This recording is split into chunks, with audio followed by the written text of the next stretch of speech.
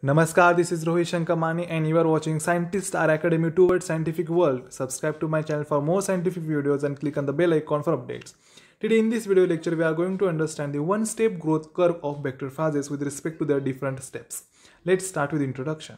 Now first one-step growth curve was developed by the Max Delbrück and Emerellis in 1939. In this experiment, they have mixed the Escherichia coli culture with the T4 phage and they have kept for a short period of time. During that period, what happened? During that period, phage attacked on the bacterial cell and it starts their reproduction. After that, they have diluted that suspension with the help of buffer. Now, due to dilution, what happens? The culture is then diluted to reduce the virulence of the T4 phage. Due to dilution, how much T4 phage are released, that can be detected by the method known as plaque count method.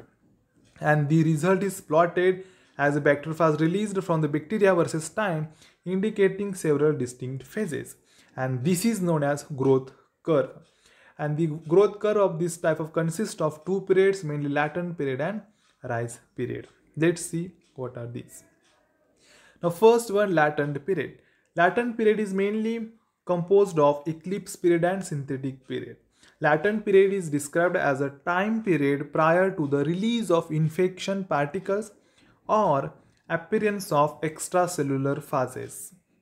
In the latent period, attachment, entry, replication, transcription, translation, assembly of progeny phases occurs. Okay, first one, that is eclipse period. Now eclipse period, it is the initial period and it is defined as the time period taken for the appearance of first extracellular phases.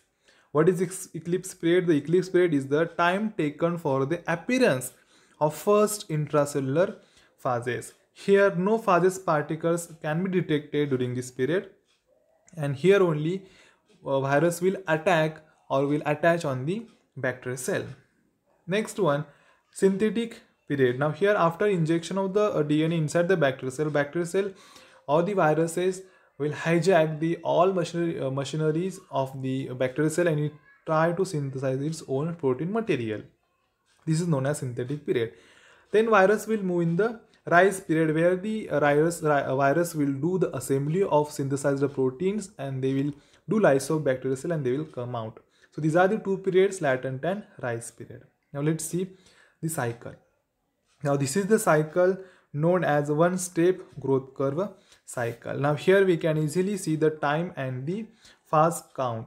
Now in this cycle or in this graph, we can easily observe the two phases, latent period and the rise period. As I told you, latent period is divided into eclipse period and the synthetic period.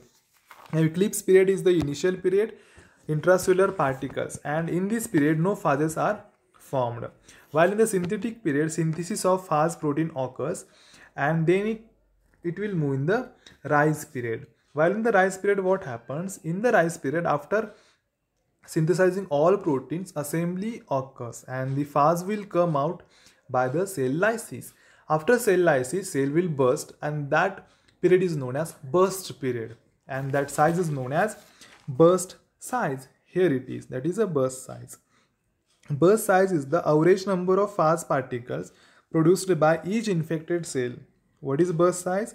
Burst size is the average number of phage particles produced by each infected cell. It is called as a burst size, and it is the characteristic for each virus and often ranges between 50 to several hundred.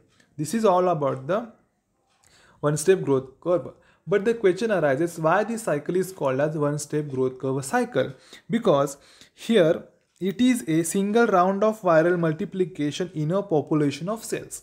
I'm going to repeat again. It is a single round of viral multiplication in a population of cells. That's what this cycle is called as one-step growth curve cycle. Thank you.